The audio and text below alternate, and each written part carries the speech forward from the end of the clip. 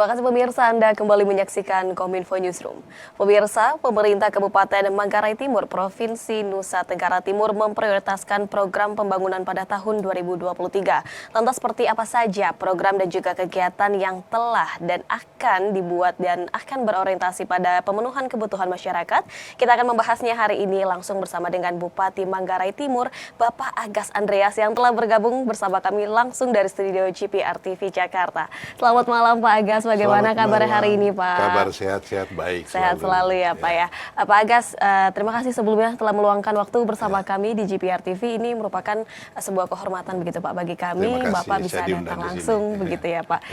Pak Agas berbicara mengenai pembangunan prioritas yang akan pembangunan prioritas yang pada intinya adalah untuk pemenuhan kebutuhan masyarakat. Namun sebelum kita sampai pada tahap itu, Pak Agas, bagaimana tanggapan Pak Agas mengenai adanya klaim begitu ya Pak, sebagai Manggarai Timur ini sebagai kategori miskin ekstrim begitu Pak. Bagaimana tanggapannya? Saya selalu berpikir bahwa tidak ada satu yang di dunia ini yang kekal. Ya, kita tidak bisa mengeluh dengan kemiskinan. Pasti satu ketika dia akan berubah menjadi daerah yang tidak miskin lagi. Saya punya keyakinan itu. baik. Sebab kalau kita terus terpaku pada itu, kita mengeluh, akan mematikan kreativitas kita. Saya selalu mengatakan bahwa tidak ada yang kekal di dunia ini. Tahun ini mungkin kita miskin ekstrim, mungkin 2-3 tahun ke depan kita berubah menjadi kabupaten yang maju. Baik, dengan adanya anggapan tersebut ini tentu tidak akan memberhentikan langkah begitu ya Pak, pemerintah daerah untuk dapat terus berinovasi dan juga terus maju dengan pembangunan yang ada begitu ya Pak. Kemudian juga bagaimana diketahui bahwa memang dana pembangunan untuk daerah sekarang saat ini mengalami penurunan begitu ya Pak Agas ya. Mengalami penurunan, tetapi juga pembangunan infrastruktur di Manggarai Timur ini cukup masif nih kalau kita lihat di tahun 2023. Lantas bisa diceritakan nggak Pak, ini bagaimana anggaran didapatkan oleh pemerintah daerah untuk dapat terus membangun pembangunan yang ada di sana? Baik, saya rasa semua masalah nasional yang kita alami. Saya dilantik pada 2019, 2019 bulan Februari. Praktis tahun pertama kita gebiar melaksanakan pembangunan. Katakan waktu itu saya punya program 10 kilo lapen per kecamatan, jalan itu. Tapi begitu tahun 2021 dengan COVID, banyak sekali dana yang refocusing. Gitu. Praktis bahwa menurut saya 2 tahun atau 2 tahun setengah kita bertahan di tempat, hanya memulihkan kesehatan. Syukur penanganan COVID di sana juga baik, sehingga tidak terlalu sampai pada level-level yang merah lah gitu ya, pada level hijau dan segala macam. Nah, terus di 2022 saya berpikir kalau kita tetap melihat kondisi seperti ini, kita tidak akan bangun. Akhirnya saya berupaya untuk melakukan pinjaman daerah, pinjaman ke Bank NTT, Bank NTT. Tapi karena masa jabatannya sudah terbatas, kita pinjam waktu itu sebenarnya ada pinjam pertama saya mau 250 miliar. Tapi karena jangka waktu pelunasan sesuai masa jabatan, akhirnya 103. Nah 103 miliar itulah saya fokus bangunnya ke jalan semua. Ditambah bantuan dari pusat dan DAK, ditambah lagi 2023, ditambah lagi sekarang ada syukur, ada impres jalan daerah. Yang saya sudah dapat setahap, tinggal 2. Tahap 2 ini, 2 paket ini direncanakan di tahun depan. Jadi lumayan lah. Meskipun tahun depan DAK juga turun secara nasional. Jadi 2023 ini betul-betul memang masif pembangunan kita bersumber dari DAK dan bersumber dari pinjaman daerah. Ternyata ini ada 2 sumber anggaran begitu ya Pak, yang difokuskan pada infrastruktur di Manggarai Timur. Nah kalau menurut Pak Agas nih, mengapa meyakini bahwa infrastruktur ini dapat meningkatkan perekonomian masyarakat sekitar begitu Pak? Ya, karena kita boleh mengatakan bahwa infrastruktur menjadi urat nadi, urat nadi ekonomi. Karena nanti dengan jalan yang bagus, tentu fleksibilitas masyarakat atau juga pergerakan masyarakat itu baik untuk mengangkut hasil komoditi. Iya, betul. Listrik. Syukur, alhamdulillah bahwa dari posisi rasio elektrifikasi saya di tahun 2019 baru 25%, sekarang sudah mencapai angka sekitar di atas 70%. Oke, sudah terlihat peningkatan begitu ya Pak, dan tentunya infrastruktur ini juga untuk membangun dan mendukung distribusi dari pengiriman komoditi yang ada di Manggarai Timur Sebab sendiri. Itu yang membuat kalau infrastruktur jelek kan praktis terhambat begitu ya Pak. mobilitas barang dan jasa. Oke. Baik, kemudian jika kita sudah membahas mengenai infrastruktur, lantas bagaimana dengan isu perempuan dan anak yang ada di Manggarai Timur? Seperti ini juga menjadi salah satu prioritas pembangunan yang ada di Manggarai Timur, begitu Baik, Pak? misi keempat saya itu adalah Kabupaten Ramah Perempuan dan Kabupaten Layak Anak. Tentu kita bertanya, kenapa fokus di perempuan dan anak? Kenapa tidak fokus di laki-laki? Karena bagi saya, mulai dari anak dulu. Anak itu adalah kunci masa depan generasi emas. Generasi penerus begitu Generasi ya Pak? penerus. Oke. Nah, anak ini kan dia datang dari mana? Datang dari seorang perempuan. Nah, makanya anak dan perempuan menjadi andalan utama saya untuk penentu keberlanjutan generasi ini. Kalau saya lihat ada perkembangannya. Kita lihat bahwa indikator kesehatan di negara kita ini diukur dari dua. Satu, usia harapan hidup. Yang kedua, diukur dari angka kematian ibu dan anak. Nggak ada angka kematian bapak. Nggak ada kan? Iya, nggak ada angka kematian bapak. Lalu, data di Manggarai Timur, data tahun 2022, usia harapan hidup perempuan itu lebih panjang dari laki-laki. Dari laki-laki, Ya. Usia harapan hidup perempuan 70,26 tahun. Laki-laki baru mencapai 66,28 tahun. Nah, ini kan pertanyaan besar ini. Jenjangnya lumayan begitu ya Pak ya? Jenjang lumayan. Lalu sekarang data yang saya lihat di sekolah-sekolah sekarang, justru banyak anak perempuan yang sekolah. Ini kebanggaan saya. Saya punya impian, saya punya harapan, bukan impian, harapan bahwa 10 tahun ke depan pasti Manggarai Timur menjadi kabupaten yang maju karena banyak anak yang cerdas.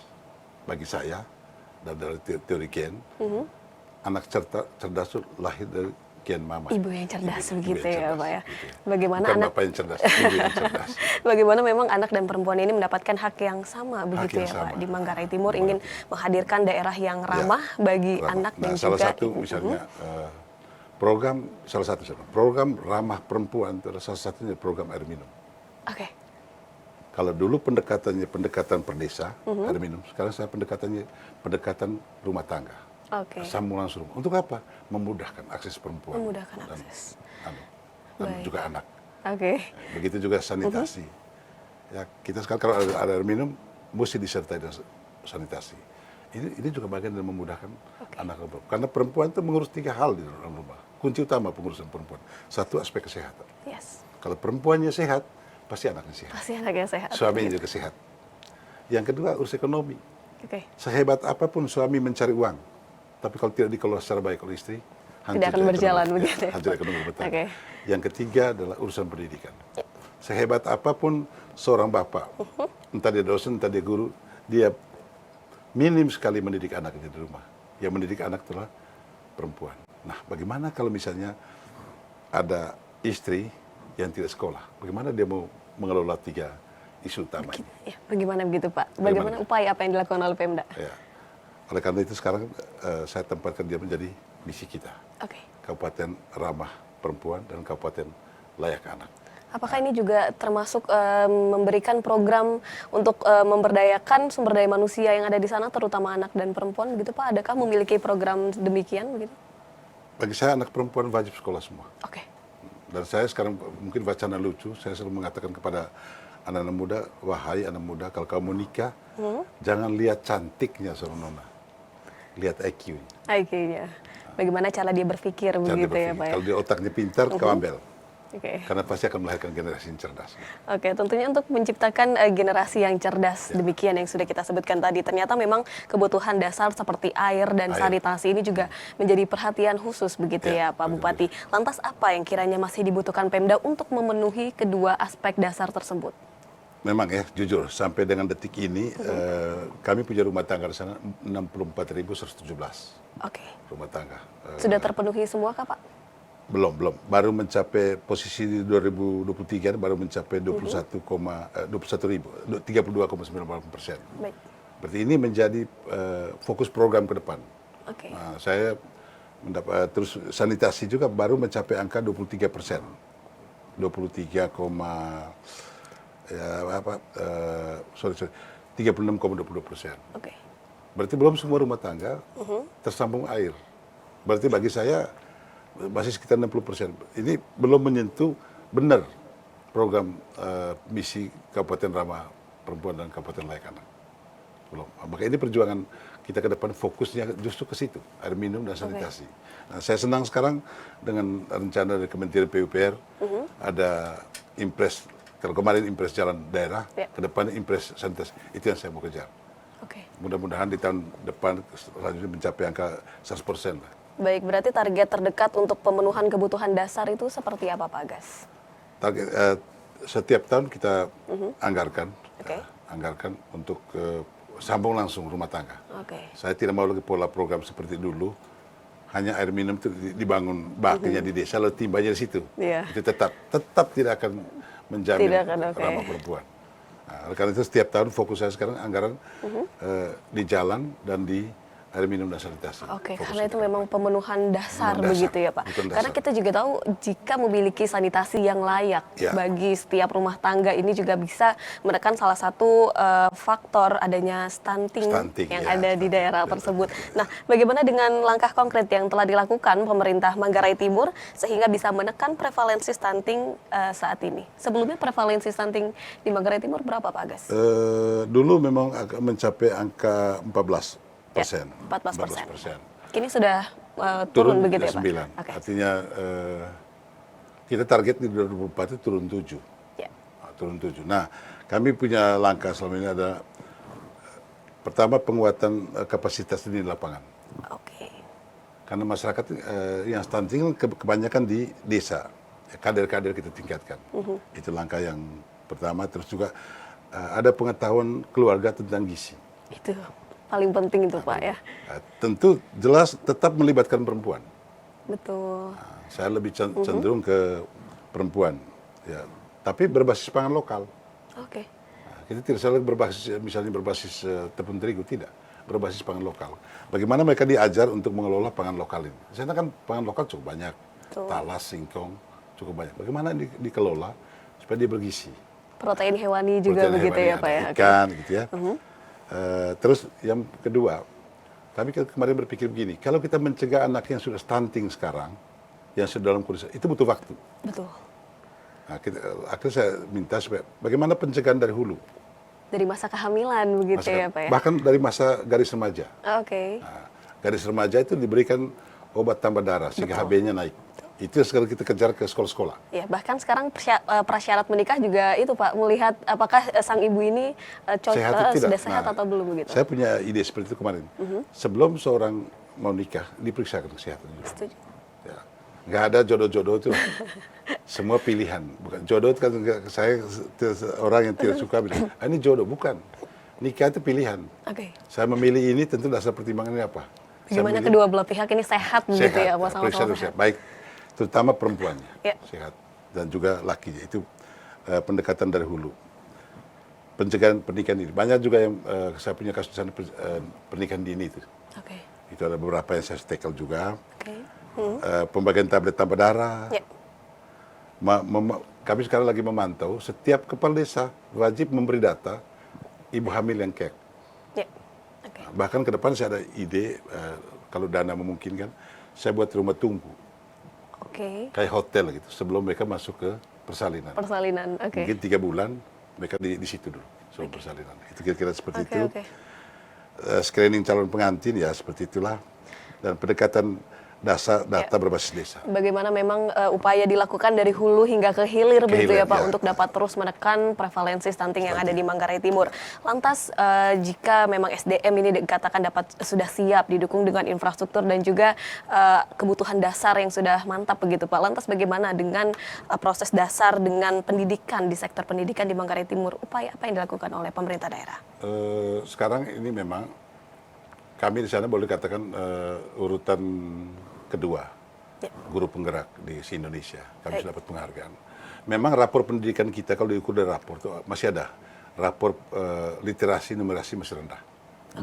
Lapor literasi. Oleh karena itu sekarang upaya kami adalah ke depan ini lebih pada peningkatan mutu guru. Oke. Gitu. Terus lebih pada peningkatan sekolah ramah anak.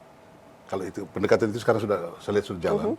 Mungkin butuh guru karena mungkin guru-guru yang ada sekarang kan hasil dari produk kurikulum lama. Sebelumnya. Gitu kan? Okay. Untuk menyelesaikan ini kan dia butuh pelatihan. Betul. Nah, kami sudah lakukan pendekatan 2 lembaga swasta dan Astra sudah bangun di sana, sudah sama-sama kan.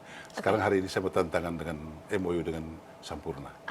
Hanya untuk 2 itu, peningkatan kualitas guru dan proses belajar mengajar. Baik, bagaimana juga melibatkan pihak swasta untuk dapat menyukseskan dan meningkatkan mutu berkualitas pendidikan yang ada di Manggarai Timur. Terakhir, Pak Agas, silakan disampaikan kepada masyarakat apa yang kiranya bisa masyarakat dukung untuk apa yang dapat masyarakat bisa bantu untuk terus mendukung pembangunan yang ada di Manggarai Timur saat ini. Silakan. Pertama, saya selalu meminta kepada masyarakat saya supaya jangan mengeluh. Karena mengeluh mematikan kreativitas kita.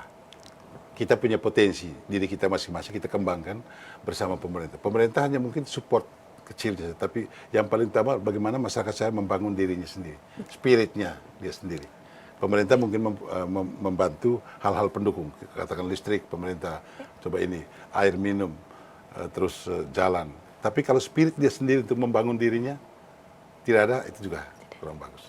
Baik, sehingga bagaimana ini antara pemerintah daerah dan juga masyarakat dapat bergotong royong bersama-sama membangun Manggarai Timur untuk menjadi yang lebih baik lagi dan tentunya menyetak generasi unggul, generasi emas 2045 begitu ya Pak Agas. Terima kasih banyak sekali lagi Pak Agas selaku Bupati Manggarai Timur yang telah bergabung bersama kami dalam Kominfo Newsroom, dan terima kasih banyak Pak, selamat kembali dan selamat bertugas. Terima kasih, saya ucapkan terima kasih. Salam sehat selalu Pak Agas. Terima kasih. Dan pemirsa, kami akan kembali dengan segmen lainnya. Tetaplah bersama kami dalam Kominfo Newsroom. Terima kasih.